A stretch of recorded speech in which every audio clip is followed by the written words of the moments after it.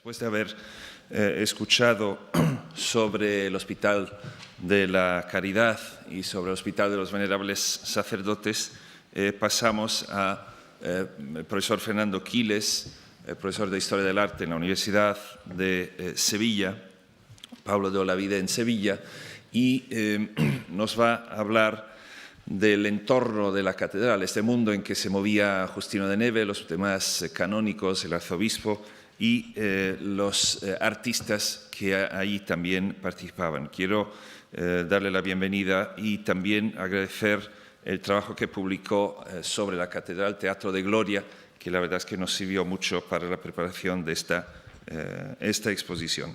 Pues a usted la palabra. Bien, gracias, Gabriel. Antes de nada, quería agradecer a Gabriel Finaldi el que me haya invitado a participar en este evento, en este encuentro, para hablar de Justino de Neve y Murillo.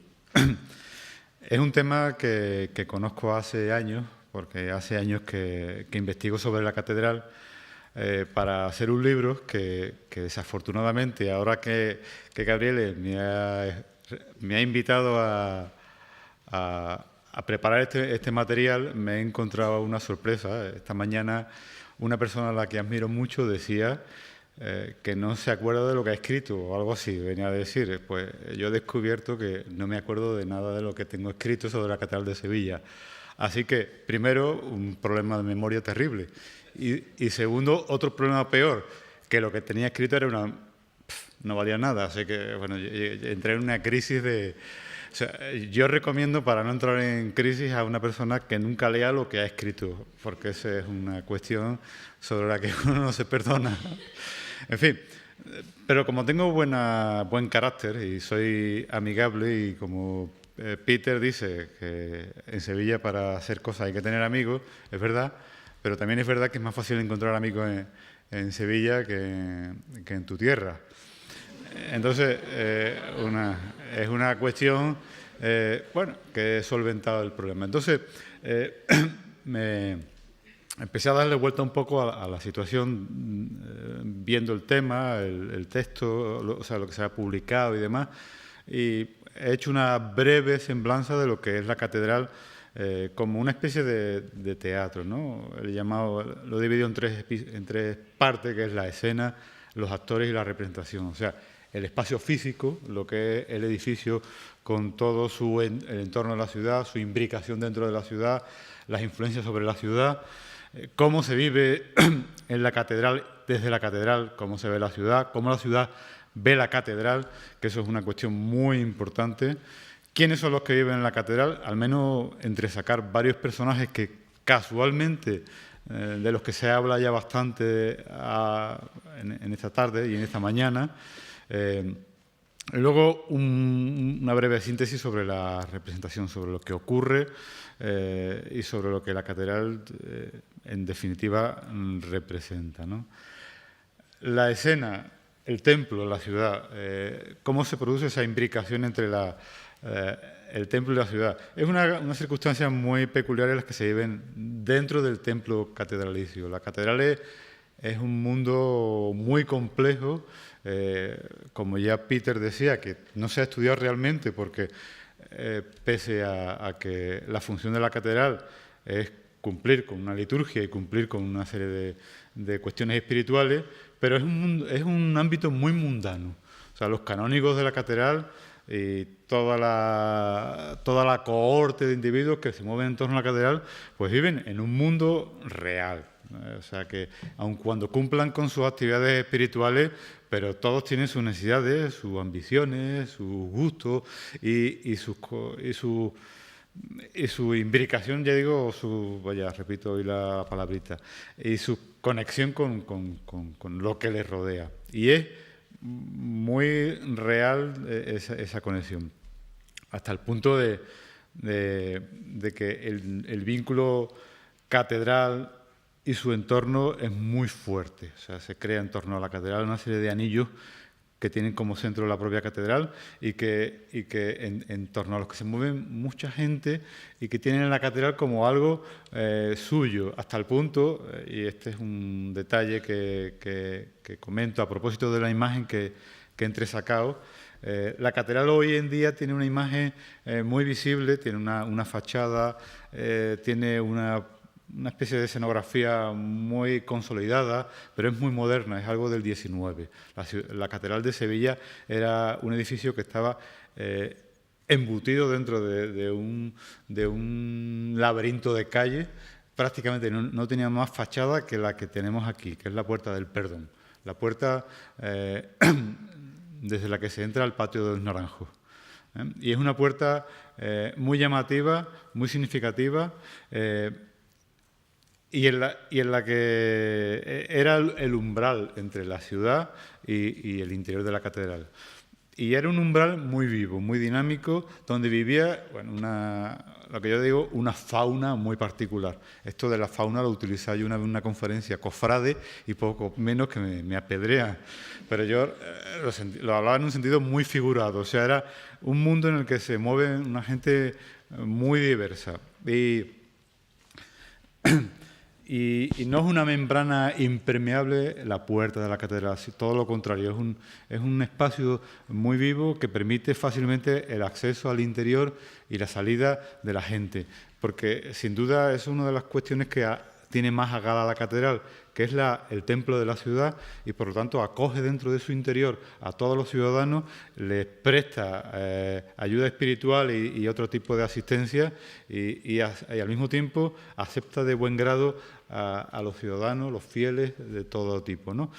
Y en ese entrecruzamiento de interés entre la ciudad y la catedral se dan circunstancias tan singulares como el surgimiento de fricciones, roces, enfrentamientos, incluso entre dos ámbitos de poder de la ciudad, que es el mismo cabildo catedralicio, que es un ente de poder en la ciudad muy importante, y de otro lado el ámbito de los comerciantes de India. Esa es una circunstancia que se produce muy llamativa, hasta el punto de que los mercaderes de India, los mercaderes en general, pero los mercaderes de India en particular, tuvieron el escalón que conecta con la catedral, subiendo las gradas, como espacio para el desarrollo de sus actividades comerciales. Y cuando llovía, en algunos momentos, entraban en el templo a seguir con sus negocios,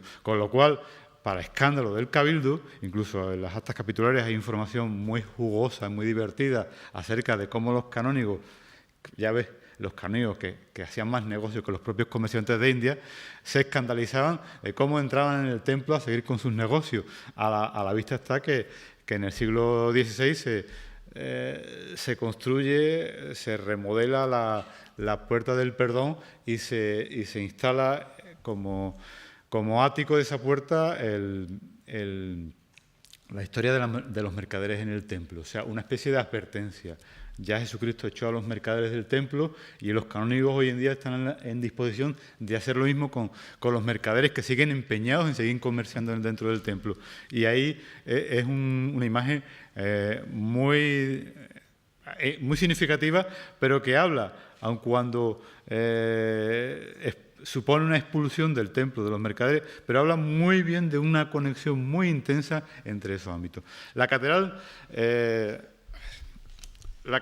se ubica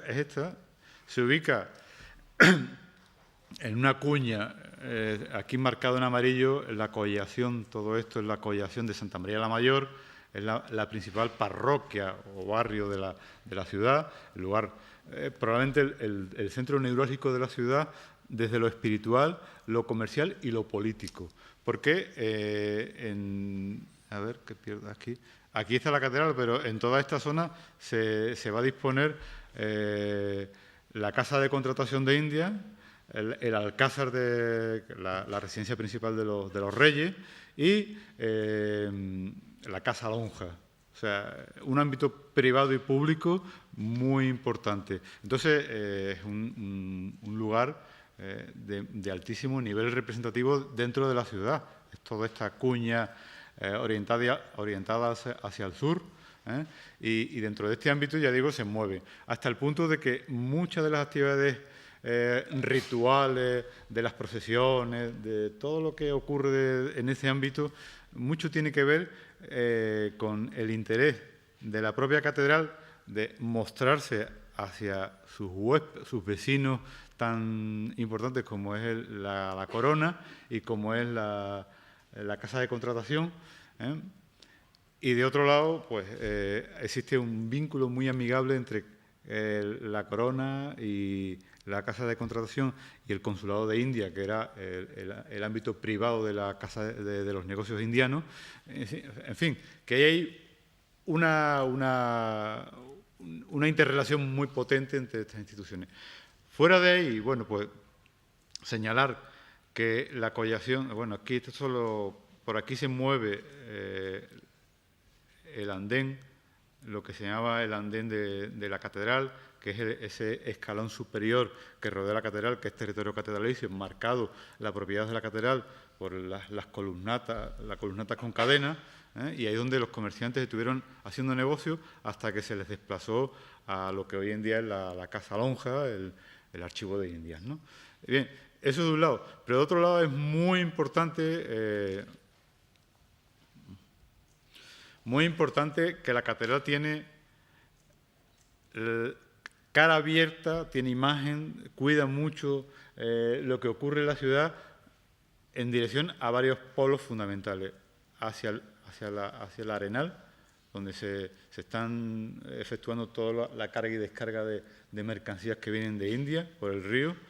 La catedral juega un papel relativamente importante, incluso hay no solo canónigos que de algún modo se vinculan a los negocios de India, incluso aun cuando la Iglesia no lo permite, pero ahí hay negocios, incluso la documentación se puede cuantificar, cargazones de Indias que van a la catedral, cargazones de tornillería, de cosas así que no entiendo yo para qué tanto tornillo para la catedral, ¿no?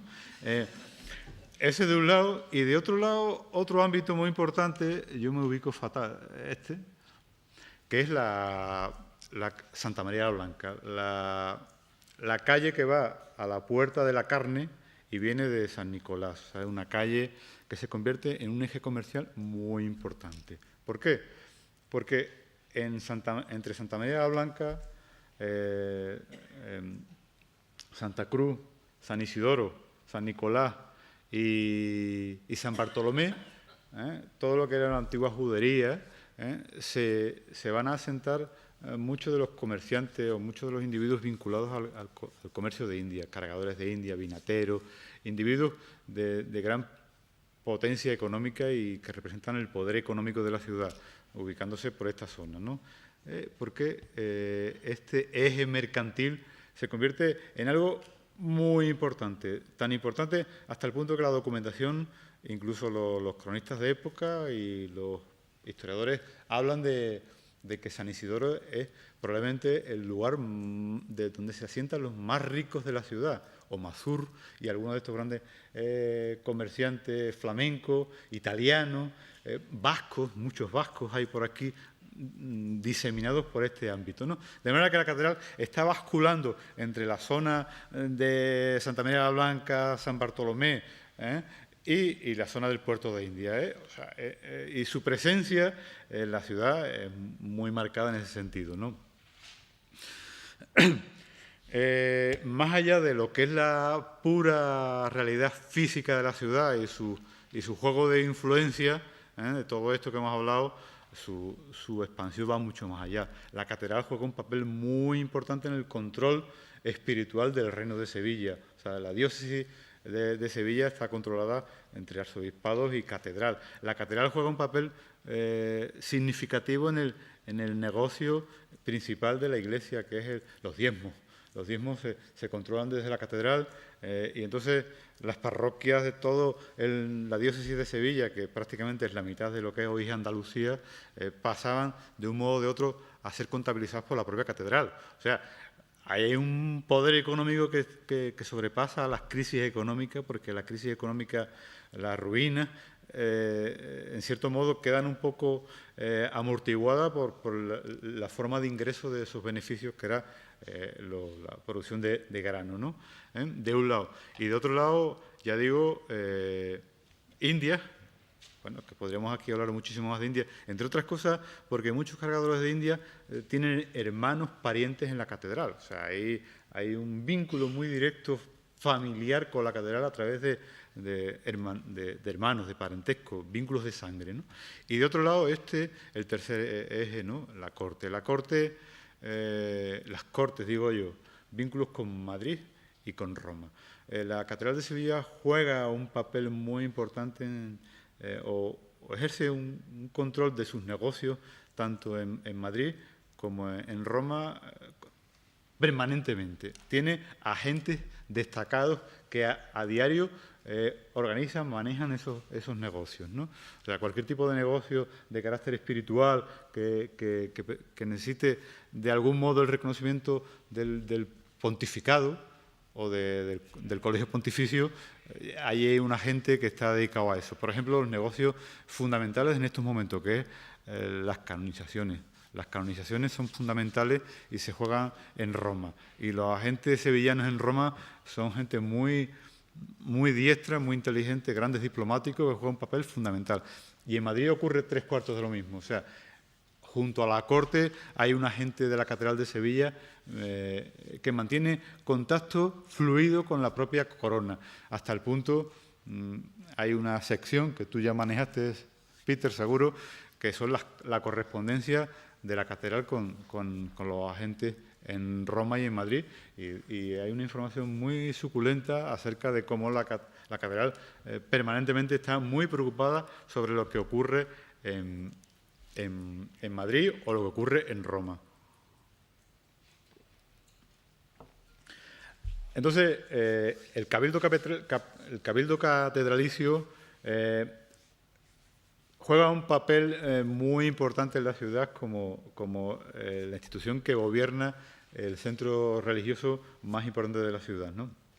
Y juega un papel a distintos niveles, porque no solo es una cuestión puramente espiritual, sino también es una cuestión terrenal, de asistencia, incluso solidaridad con los ciudadanos que pasan hambre, pasan miseria. Por ejemplo, hay una situación en la que la catedral hace una demostración de su capacidad de estar cerca de los ciudadanos o de los fieles con la peste del 49, que prácticamente parte del templo se habilitó para acoger a enfermos de la peste. Incluso hay noticias de algún que otro canónigo y sobre todo miembros de las instancias inferiores del clero. Evidentemente los canónigos, muchos de ellos se protegieron ante esas circunstancias de la peste, ¿no? Entonces, asistieron a los enfermos. Son conductores de la religión también, es evidente, y sobre todo, muy interesante, contribuyen a la organización del calendario público. O sea, la ciudad está pautada por una serie de actividades, de fiestas mensuales, periódicas, en las que la catedral juega un papel determinante, porque todo pasa por la catedral. Cualquier tipo de procesión discurre por la catedral y cualquier tipo de actividad está bendecida, protegida, incluso bendecida o asistida por el cabildo o por el deán personalmente. Entonces, eso es muy evidente. Y por último lugar, la solidaridad institucional. O sea, no, pese a su dimensión, nunca pierde de vista otros templos menores que en un momento determinado pueden necesitar del apoyo, pues, económico, espiritual, incluso un apoyo muy elemental que a diario aparece en la documentación, que es el préstamo, por ejemplo, de joyas.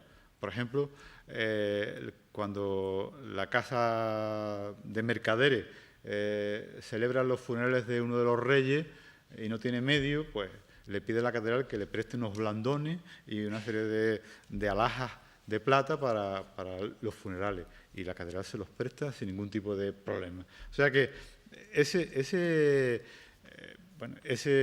permanente estar en la ciudad es una cosa que la documentación surge a menudo, ¿no?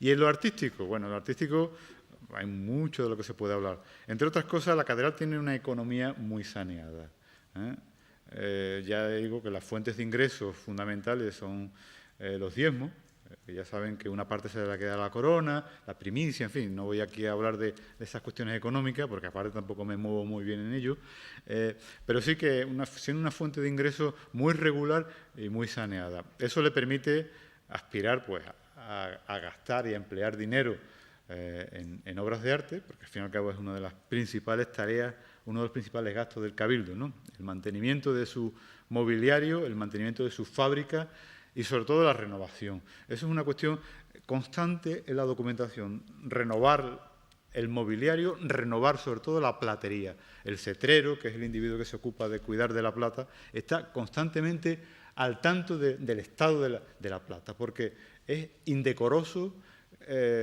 asistir a la liturgia con un cáliz abollado o que le falte algo. O sea, es inmaculado, todo está perfecto y eso es una cuestión sobre la que no se discute y no hay ningún tipo de miedo a gastar en arte, en ese sentido, ¿no?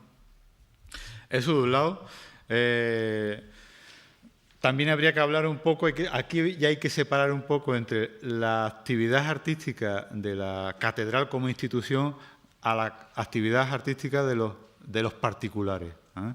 Y una cuestión también importante, no sé si es este el momento de comentarlo, sobre terminología, porque aquí se habla mucho de mecenazgo, pero hasta qué punto la catedral actúa como mecenas de Murillo, o Justino de Nevers es mecenas de Murillo, cuando su aportación al beneficio, al bienestar del artista es puntual, ¿no? Es encargos muy concretos, no es una protección permanente en el tiempo.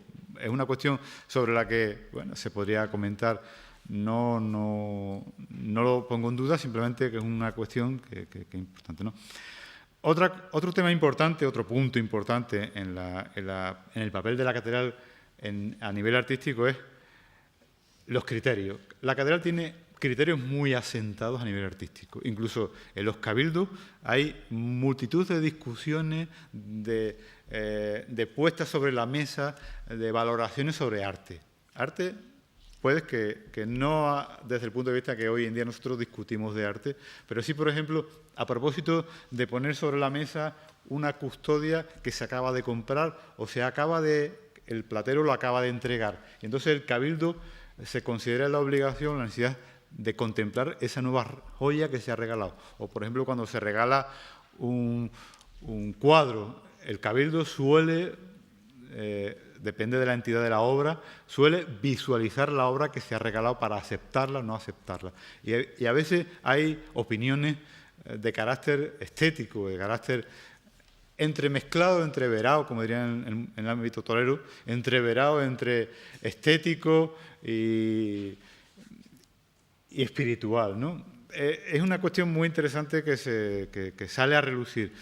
Esos criterios son interesantes. Incluso periodos más abajo del barroco, el mundo, cuando se producen tantos cambios en Trento, incluso antes, con la Reforma protestante, me consta por colegas que han investigado que el cabildo es muy guerrero y entonces surgen constantemente comentarios en los cabildos sobre cuestiones artísticas de muy altísimo nivel. Y luego el prurito de modernidad. El cabildo se considera moderno a nivel estético, ¿no? Hay comentarios, leyendo entre líneas, ya digo, lo moderno. Incluso hay inventarios de bienes promovidos por el cabildo sobre los enseres que tiene algunas capillas que se han quedado anticuadas. Y entonces encarga a un artista que evalúe la calidad de esos retablos o de esas pinturas. Y hay comentarios jugosísimos sobre el carácter, lo alemán de este conjunto, alemán como algo antiguo medieval, o conceptos muy curiosos, bueno, que pone sobre la mesa cómo el cabildo valora la modernidad del arte. Eso, el buen estado de la obra de arte y su modernidad son cuestiones que son muy valorables. Y luego el hecho de que es un escaparate, y eso es fundamental. Y aquí viene algo que merecería la pena dedicarle mucho más tiempo. ¿Por qué? Porque todos los artistas que pasan por la catedral en estos momentos se catapultan a través de la catedral. Por ejemplo, se habla de Murillo. Se habla aquí de Murillo cuando Murillo ya se le considera como el principal pintor de la ciudad, cuando se le entrega los retratos de San Leandro y San Isidoro y se dice, pues, es el mejor pintor de la ciudad de Sevilla, ¿no? Pero antes de llegar a eso, Murillo ya había empezado a hacer sus primeros pinitos en el año 49. En 1649 empieza a trabajar para la catedral para hacer una cosa muy marginal, pero el arzobispo de ese momento, que es un individuo del que voy a hablar en un momento, muy admirable, ya dice de bueno, encarguemos a Murillo esto, en el año 49. O sea, la catedral ya apuntó por Murillo cuando prácticamente estaba acabando su obra en San Francisco, ¿no? O sea que prácticamente lo cogió y lo lanzó ya Y entonces la catedral es un escaparate muy evidente, digo en pintura, pero también en platería, en retablo, ¿eh? Y luego una vía de difusión. ¿Por qué? Porque la catedral tiene encomendada una tarea de ecuménica, de control del arte, más allá de su propio ámbito murado, que es otras iglesias, otras capillas que están en la ciudad y en la diócesis. Y por último, taller de experiencias y encuentros profesionales. Evidentemente, la catedral tiene como en plantilla asalariados una serie de artistas. Siempre son plateros, carpinteros y maestros mayores de cantería, algunos en algún momento determinado, pero siempre albañiles. Y luego, puntualmente, arquitectos de madera, retablistas y pintores. Solamente alguna vez aparece alusión a un pintor como maestro mayor, pero de policromía y pintura mural. Entonces, ese encuentro de artistas propicia un debate, discusión, artistas de primera entidad, y que eso, en el fondo, está permitiendo que sea un... Bien, la catedral, todo eso es una cuestión, y otra cuestión es lo que la catedral es a nivel arquitectónico, artístico, qué hay y qué va a haber en el barroco, ¿no? En la catedral yo he separado, y eso se ve a poco que uno se lleva 15 años, 20 años estudiándola, ¿no? Yo me estuve investigando sobre la catedral más allá de 10 años, viendo los archivos, hasta cuando ya empecé a notar que iba adquiriendo apariencia de canónigo y tuve que dejarlo. Entonces, la catedral tiene ámbitos inamovibles, o sea, la estructura de murada es inamovible, incluso la fábrica medieval está muy respetada, muy valorada, incluso hay opiniones muy delicadas sobre las estructuras cuando se van a hacer intervenciones sobre capillas que pueden afectar a los muros o a los arcos. Y entonces uno descubre que el contenedor de muros de la catedral es algo intocable. Ese espacio inamovible representa el propio templo, es la idiosincrasia formal de la propia catedral. Es el edificio antiguo, el edificio valorado cuando se empezó a construir. Eso es intocable. Pero luego hay otros espacios que se modernizan a media y otros que se modernizan de todo. Por eso he separado espacios barroquizados, yo no sé si he metido imágenes, espacios barroquizados y espacios barrocos. Inamovible, espacio eterno. El coro es un espacio que está donde está, no se mueve, incluso la sillería de coro, una sillería renacentista ahí que no cambia, apenas se hacen modificaciones. Ese ámbito del coro prácticamente es uno de los espacios de mayor potencia y de los intocables. Otros espacios importantes en la catedral, otros dos grandes espacios son la sala capitular, fundamental, que es el eje del centro de gobierno de la catedral, y la sacristía mayor. Son dos grandes ámbitos. La sala capitular es otro gran espacio, construido en el siglo XVI, con un aire de eternidad asombrosa, y que cuando llega el barroco apenas se maquilla. O sea, se le hace una intervención, tiene un repertorio. Formalmente es un óvalo, una elipse, una forma muy compleja en la época, no sé si entendida por los arquitectos de la época, del barroco, una forma muy compleja, ya digo, con una decoración también muy compleja a base de alegorías manieristas trazadas o diseñadas por Francisco Pacheco, el canónigo, de difícil comprensión, de una erudición grandísima, y que durante el barroco pues se maquilla. Se hace un maquillaje y se superpone a todo ese repertorio manierista, se le introduce elementos decorativos pictóricos, obras de Murillo, que aluden a los nuevos valores del barroco, ¿no? La Inmaculada principalmente y luego los santos patronos, pero todo con un lenguaje mucho más visual, más sensorial, más comprensible. Bueno, es que hay una imagen preciosa de lo que es la sala capitular, asombrosa.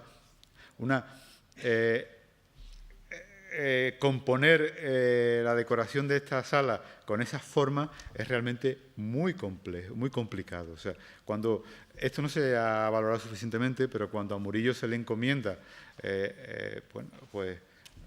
ubicar a la Inmaculada más los santos patronos y patronas de la catedral dentro de este óvalo tan extraño, supongo yo que requirió un esfuerzo muy inteligente de ver de qué modo íbamos ubicando y asentando esas formas, ¿no? Y cuántas piezas, cuántos lienzos íbamos a colocar. Y de otro lado, la sacristía mayor, que este sí que es un espacio que no se toca, más que, igual que lo otro, de un modo superficial, prácticamente epidérmico. ¿Por qué? Esta es la sacristía mayor, otro edificio renacentista, potentísimo, enorme, de una gran importancia, porque este es el lugar donde, entre otras cosas, se acogen las reliquias del templo. Es un lugar donde se guarda la plata y las reliquias. O sea, es un espacio muy potente, muy grande, muy rico, muy exuberante en lo formal con esa decoración. Pero de pronto se le quiere dar una nueva pátina, y se hace una cosa tan sutil como poner a uno y a otro lado en dos juegos que quedaban, San Leandro y San Isidoro, pintados por Murillo. Una intervención muy sutil y que, en cierto modo, hace como una especie de ayornamiento del edificio, lo moderniza, en cierto modo, sin tocar la estructura del edificio, de ese recinto. ¿Por qué? Porque es intocable, ¿no? Eso es fundamental. Los demás ámbitos que empiezan a modernizarse, a cambiarse, a mutarse, a modificarse, promovidos por el Cabildo, promovidos por canónigos, promovidos por ricos comerciantes que se ven apropiados de los espacios más singulares de la catedral, ¿no? Y entonces vamos a ver solamente por dos bandas fundamentales, ¿no? Tres bandas fundamentales, ¿no? La zona de la cabecera, de lo que está la capilla real, sufre una modificación muy llamativa desde el año 1627, 40, hasta fines casi del barroco, ¿no? Sus tres grandes capillas, la que encabeza la nave de San Pablo, que es la de aquí de la derecha, que es la capilla de San Pablo, que luego sería la capilla de la Inmaculada Grande, o de la Concepción Grande.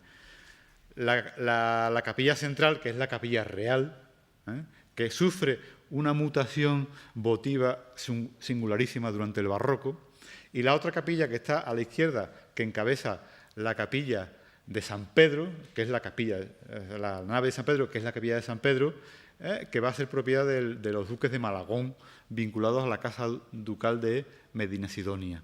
Entonces, se han apropiado de pronto de la capilla de San Pedro una familia muy distinguida de la ciudad, y de otro lado, la capilla de la Inmaculada se la va a apropiar un comerciante de India, que va a hacer una modificación sustancial a nivel mobiliar. Eso lo vemos.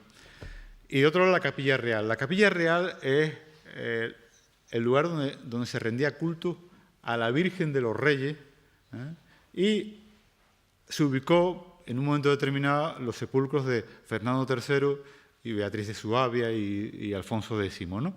En el barroco, por necesidades votivas, religiosas, renovación espiritual y de cultos de la ciudad, pues se promueve el culto a San Fernando y se promueve un cambio en la Capilla Real fundamental. Y se pasa de ser la capilla presidida por la Virgen de los Reyes a ser la capilla presidida por el sepulcro de Fernando III. Se convierte de ser una capilla mariana, prácticamente, con vínculos reales, a ser el expositor, el gran relicario de la catedral, que es el lugar donde está el monumento de San Fernando, la urna funeraria. Ese en la cabecera. En la banda norte, 3 grandes capillas que de pronto en el barroco sufren un cambio singular, una detrás de otra, que son la Capilla de Santiago, la Capilla de San Antonio y la Capilla de San Francisco. Son las 3 modificadas prácticamente desde los años 1645-50 en adelante. Una primera intervención de Roela, bueno, muy antigua, pero que las 3 van a sufrir una modificación que al final les va a dar 3 altares muy similares, construidos los 3 por Bernardo Simón de Pineda, que es el retablista, y con pinturas de Murillo y Valdés Leal. Todas las 3. Es como un encadenamiento interesante, muy interesante. La estructura no cambia, se abren ventanales en todo caso, se amplían los ventanales, se cambian las vidrieras con nueva información y solo son los retablos los que se van modificando. Es interesante eso. Y finalmente, a los pies de la catedral, al otro extremo de la cabecera, se produce otro cambio muy importante y es que se abren 2 nuevas capillas. En el barroco se abre esta capilla, que es la de San Isidoro, y luego ya en el 18 la de San Leandro, ¿no?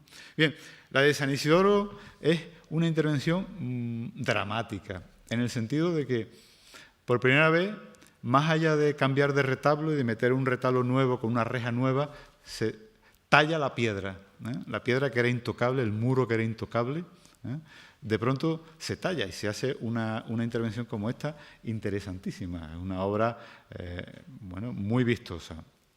Y además se dedica a San Isidoro. San Isidoro, pese a todo, nunca había tenido un espacio propio, pese a haber sido un patrón de la catedral. O sea, se hizo justicia al santo patrono y se le dedica esta capilla. Esa capilla que rápidamente descompone todo el equilibrio de los pies de la catedral. De pronto, en 1660, con esta intervención, hay a un extremo, porque está descentrado esta capilla, de pronto, pues, esa decoración. Y en el 18 se haría con San Leandro lo mismo para equilibrar. Es una cuestión de puro equilibrio, ¿no? Entonces, es una reforma, bueno, relativamente epidérmica, porque en realidad, bueno, el muro fue tocado, la piedra fue agujereada, retallada, y se hace esto, ¿no? Bien, esa es una visión, se me ha ido mucho tiempo con ese ámbito fundamental. Y otros son los actores, ¿no? Aquí esto es sí que verdaderamente es una fauna muy compleja, muy delicada de tratar, cada una en su ámbito, cada uno sus intereses, en el que se confunden muchas cosas, en el que se viven las contradicciones que se viven en la ciudad. La catedral sufre las mismas contradicciones que la ciudad, entre lo eterno, lo terreno, las preocupaciones por la Eucaristía, pero también la preocupación por el pan que yo me como todos los días. O sea, que lo espiritual está bien, pero lo demás, ¿no? Y hay una serie el cabildo es un mundo muy, muy complejo donde hay individuos de grandísimo nivel, grandes familias, grandes linajes vinculados con grandes comerciantes, gente rica, incluso con la nobleza, que tienen poder y criterio, y entonces hay conflictos incluso a veces. No ocurre tanto aquí como, por ejemplo, ocurre en el cabildo de la Capilla Real, que hay otro cabildo para complicar las cosas. La Capilla Real funciona autónomamente, tiene su propio cabildo, ¿no? Y ahí yo en la documentación he leído como hay, incluso a gorrazos se andan los capitulares. Entonces es una cuestión muy, muy pedestre, pero es así, ¿no? Y el Cabildo tiene una serie de cuestiones que solventar en estos años del barroco, ¿no? Una muy de pasada, pero que puntualmente hay indicios documentales e indicios formales, que es la primacía, lucha por la primacía de la Iglesia española. Sevilla siempre tuvo durante décadas, durante siglos, el prurito de querer ser la gran iglesia, rivalizando con Toledo. Toledo era la mayor fortuna, tenía la mayor riqueza de todas las iglesias españolas, y la segunda era las rentas de la Catedral de Sevilla. Pero por lo que se ve, el cabildo sevillano en algún momento se sintió con poder, influencia incluso ante la corona, como para solicitar de algún modo que al menos se discutiera que por qué no Sevilla puede ser la catedral primada de España, ¿no? Y eso en el 17 hay veladamente algunas alusiones, ¿no?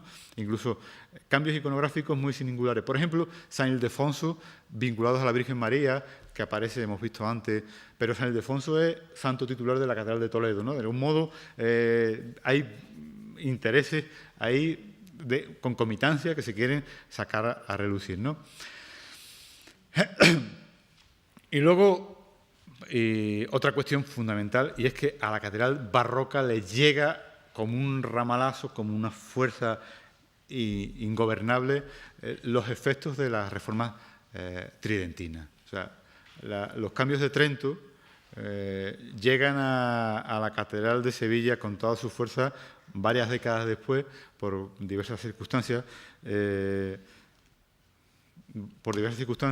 y a nivel formal, a nivel artístico, se van a hacer evidentes en estas décadas. Prácticamente desde la segunda, tercera, incluso cuarta década del siglo XVII, hay ahí muchos cambios importantes promovidos por las consecuencias que Trento van a ver, ¿no? No entro en lo de la fábrica barroca, ya he insistido, pero sí en la geografía moderna. Modernizar la geografía de la Catedral de Sevilla es algo fundamental. ¿Por qué? Porque probablemente Sevilla se había nutrido en su devoción de los santos medievales.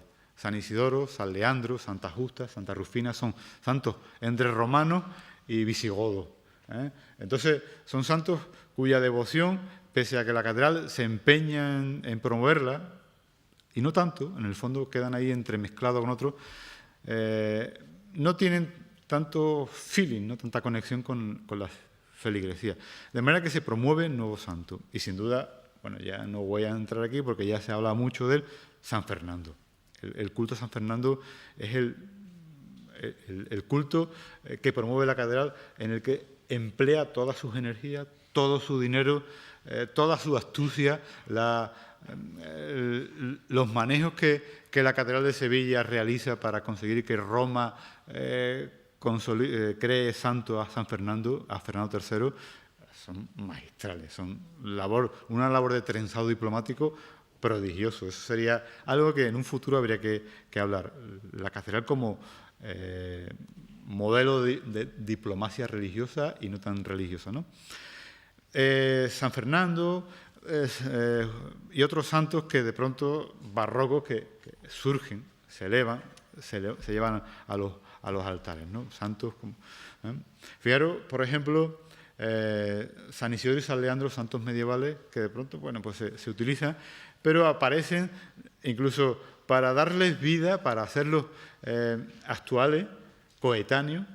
Se les retrata, se utilizan retratos de gente del Cabildo. Ya se ha hablado aquí de Herrera, el apuntador de coro, y otro más que ahora mismo no recuerdo, como los rostros de estos santos, ¿no? Es una manera de buscar una actualización de estos santos, ¿no? San Fernando y otros santos, ya digo, que se quieren modernizar. Bien, bien, eso en cuanto al Cabildo. Luego, a título particular.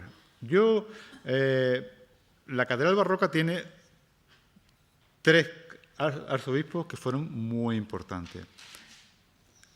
3 en pleno barroco, en plenitud de cambios, ¿no?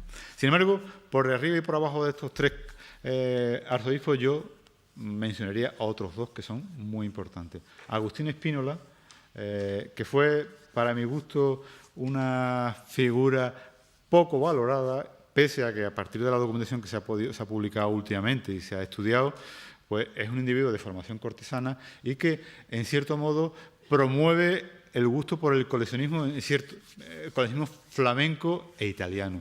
Por ejemplo, en la documentación no se ha descubierto el inventario de bienes de Agustín Spínola, que sería ideal, o sea, sería la mejor cosa que se puede encontrar para conocer la catedral a mediados del siglo XVII, cómo funciona. Pero sí hay documentación de testamentos y sin duda hay cosas muy interesantes porque sus vínculos con su familia, el Marqués de los Albaces, de Leganés y todo eso es muy potente y el vínculo Corte-Sevilla a partir de este parentesco es fundamental. Entre otras cosas, en Sevilla hay retratos de Anton van Dyck, están en Sevilla, que Murillo pudo ver perfectamente, incluso, ¿por qué no dejarse influir en sus primeros retratos suyos murillescos, esa influencia de Van Dyck, porque están en Sevilla? Ya digo que no tuvo que ir a la corte, sino que los vio en Sevilla. Incluso la documentación habla de que Murillo hizo un retrato al Marqués de Leganés. O sea, que esos vínculos importantes que hay que entresacar y que resaltar y en un futuro insistir en esos temas. Pero al menos ya digo que lo quiero dejar ver, ¿no? Y Ambrosio, que es el sobrino de Agustín, que también jugó un papel importante, también vinculado a la corte, sobre todo con el conde duque de Olivares y con su tío, ¿no? Y este apostó más por Valdés Leal. Y los tres grandes arzobispos del barroco fueron Fray Pedro de Tapia, Fray Pedro de Urbina y Antonio Paino. Tapia es dominico. Entonces, entre otras cosas, lo que va a hacer es imponer el culto al rosario y, de algún modo, las devociones dominicas. Incluso va a ser un gran gasto en una de las grandes obras que en ese momento se está haciendo, que es el Sagrario de la Catedral, donde crea un altar dedicado al rosario y a las devociones dominicas.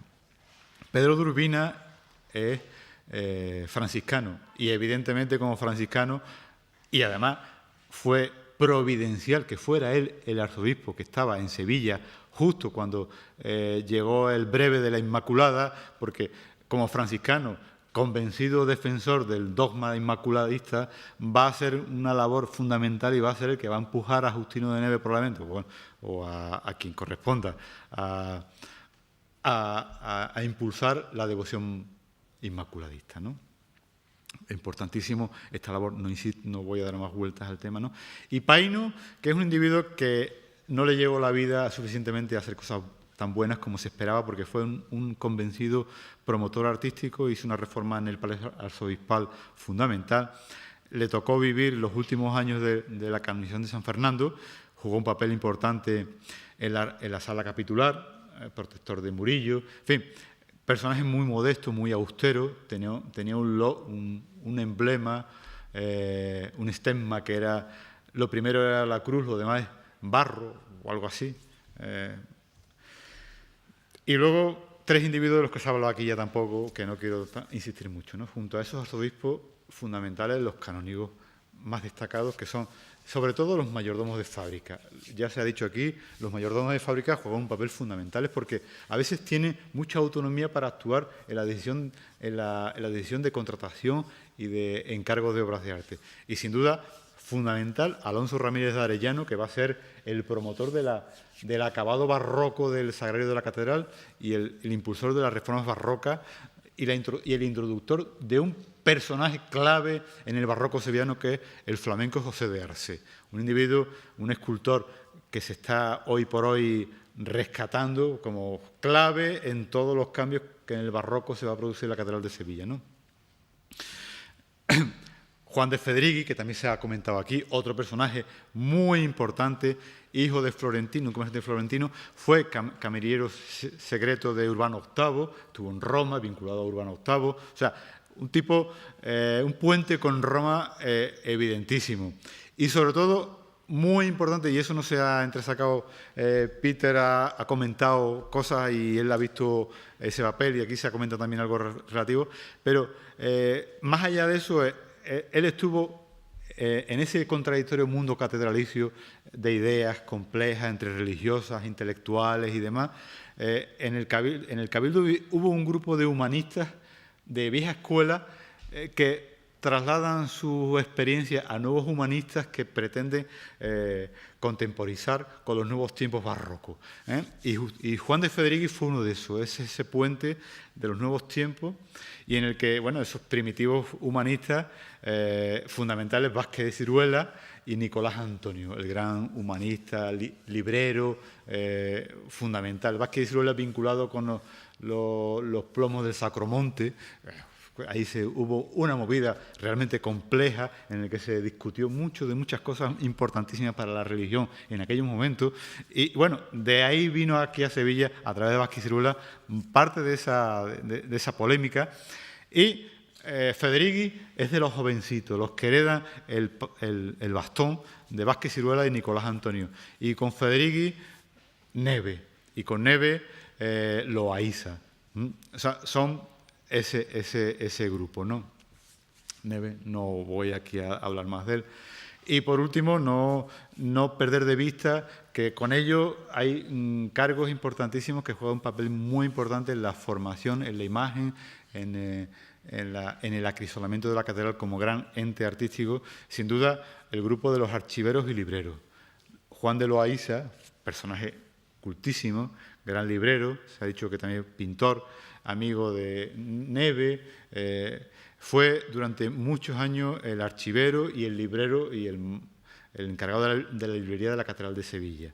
Y también compañero suyo, sucesor, Ambrosio de la Cuesta, que también jugó un papel muy relevante en todo eso, ¿no?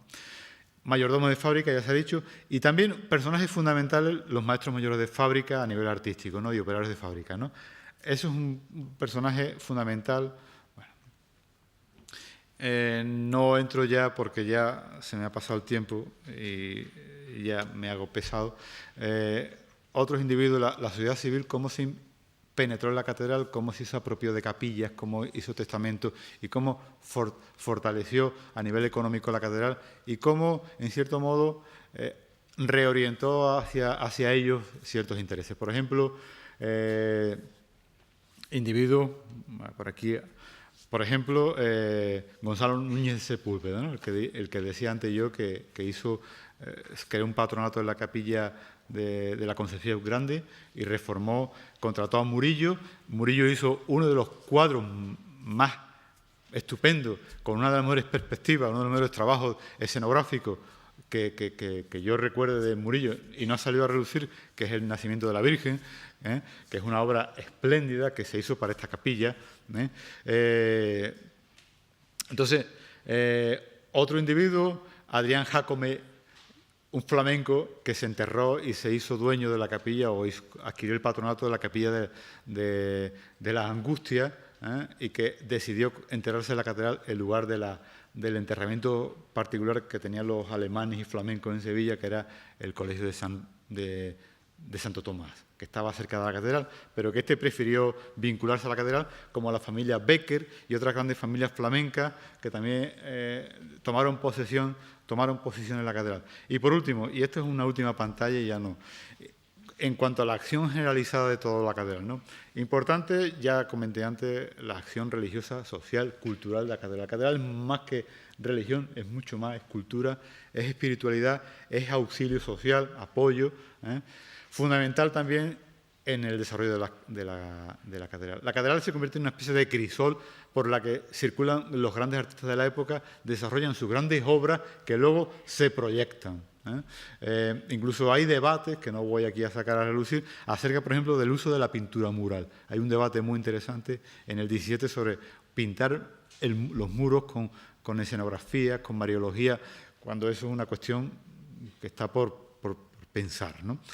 Definición de la geografía barroca es muy importante de la Catedral de Sevilla. Se define mucho, se contribuye, incluso la catedral apoya a través de sus agentes romanos a algunas órdenes religiosas para que saquen adelante sus devociones.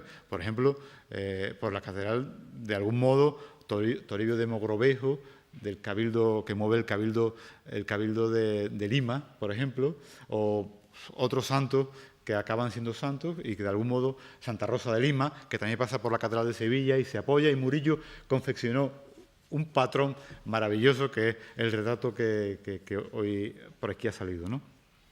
Apoyo a grandes artistas, contribución a la dignidad de las artes, que es una cuestión sobre la que se va a debatir en estos años que vienen a partir de ahora, a partir de la Academia de Murillo y muchas otras cosas, pero que en cierto modo artistas que se hacen fuertes en la catedral y eso. Impulso del espíritu coleccionista. Esto es una cuestión también muy interesante. Hay una serie de individuos que juegan un papel importante. La mayoría de los canónigos tienen su obra, acumulan, atesoran, no hay un espíritu coleccionista muy claro, incluso adquieren obras a veces, generalmente en las almonedas de los propios compañeros de Cabildo, porque consiguen muy baratitas las piezas, las almonedas es lastimoso, obras prácticamente regaladas, y van acumulando obras para llenar las paredes de su casa, ¿eh? Pero frente a eso hay una serie de individuos que tienen unos criterios muy, muy claros, ¿no? Contribución al mecenazgo artístico. Este es un tema, bueno, sobre lo que comentar, ¿no? Mecena, más allá del gasto en obras de arte, la protección continuada de artistas. Puede ser una cuestión. Y, por último, el tema de la unidad de estilo. La catedral impone una unidad de estilo muy radical. O sea, el maestro mayor de la catedral, el maestro de fábrica, el maestro de la platería, imponen criterios muy duros, muy rígidos, para construir obras bajo su orden. De manera que el maestro mayor, por ejemplo, del Cabildo Catedralicio, dirige obras en toda la diócesis. Y entonces muchas de las grandes obras, por ejemplo, del Reino de Sevilla, respiran un mismo estilo al gusto sevillano, y es impuesto por el mismo maestro mayor de obras que desde la diócesis está imponiendo criterios. Y eso es una cuestión fundamental. Es una cuestión fundamental sobre la que habría mucho que hablar, pero bueno, ya hoy acabo yo el día, ya la gente está muy cansada y yo no quiero seguir cansando. Bien, muchas gracias.